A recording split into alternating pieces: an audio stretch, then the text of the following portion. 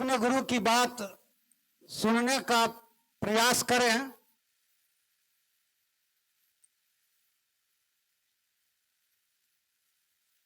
हम आप जिनके बताए रास्ते पर चलने का प्रयास कर रहे हैं, साहब श्री हरिंद्रानंद जी मानीराम आनंद,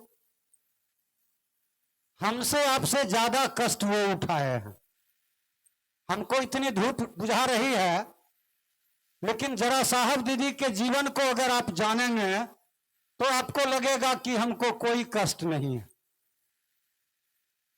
वह महान सत्ता, वह महान शक्ति जिसने हमको आपको दुनिया का हर दुख, हर सितम झेलकर आपके हमारे जीवन में महागुरु महादेव का दान दिया। हम लोग उस चीज को संभाल के रखें। आप शिव का शिष्य बने, हम शिव का शिष्य बने, यही हमारी आपकी मनसा वाचा कर्मणा होनी चाहिए।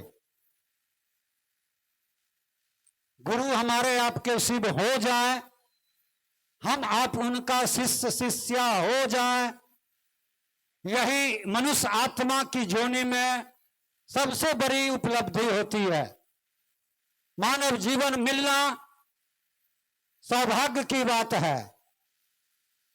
साहब कहते थे कि मानव जीवन मिलना सौभाग्य की बात है, मृत्यु होना समय की बात है, और मृत्यु के बाद भी लोगों के दिलों में याद रहना यह कर्म की बात है। हम आप ऐसा कुछ करके जाएं कि दुनिया याद करे, हम आप कुछ ऐसा करके जाएं कि दुनिया याद करे। आज धरती और आसमान में साहब हरिंद्रानंद जी का नाम जिस मान सम्मान से लिया जाता है, हम आप तो मानव हैं, देवता भी साहब हरिंद्रानंद का नाम सम्मान से लेता है। हमको आपको समझना चाहिए, समझना होगा कि शिव साधुता के प्रथम और अंतिम पहचान है। उससे बड़ा कोई साधु नहीं है, उससे बड़ा कोई संत नहीं है, उससे बड़ा कोई भगवान नहीं है, और उससे बड़ा कोई गुरु नहीं है। हम वैसे महान गुरु का शिष्य बनने जा रहे हैं जिसकी एक आवाज पर धरती और आसमान हिल जाती है। हमको आपको उसकी मर्यादा का ख्याल रखना चाहिए। जहां भी जाएं, हम आप शिष्यता का पहचान दें, साधुता का पहचान दें।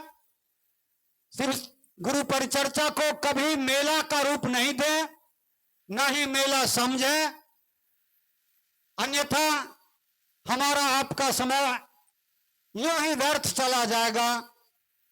और आने वाला कल हमारे बाल बच्चा, हमारा आदि औलाद कल ये नहीं कहे कि हमारी मां, हमारे पिता, हमारी दादी भी महादेव महादेव करते चली गई और कुछ नहीं हुआ। ऐसा हम आप उसको अवसर नहीं दे। ऐसा हम आप करें कि आने वाला कल भी सम्मान के साथ कहे कि हमारी दादी भी शिव की शिष्या थी, हमारे दादा भी शिव के शिष्य थे, हमारे पिताजी, हमारी मां, हमारे भाई बहन भी शिव के शिष्य थे। ऐसा हमको आपको करना चाहिए, और इसके लिए हमको आपको अपने गुरु से दया की याचना करनी चाहिए, क्योंकि गुरु ही शिष्य के जीवन का आधार होते हैं। अगर गुरु जीवन में सही नहीं है, जीवन सही नहीं हो सकता।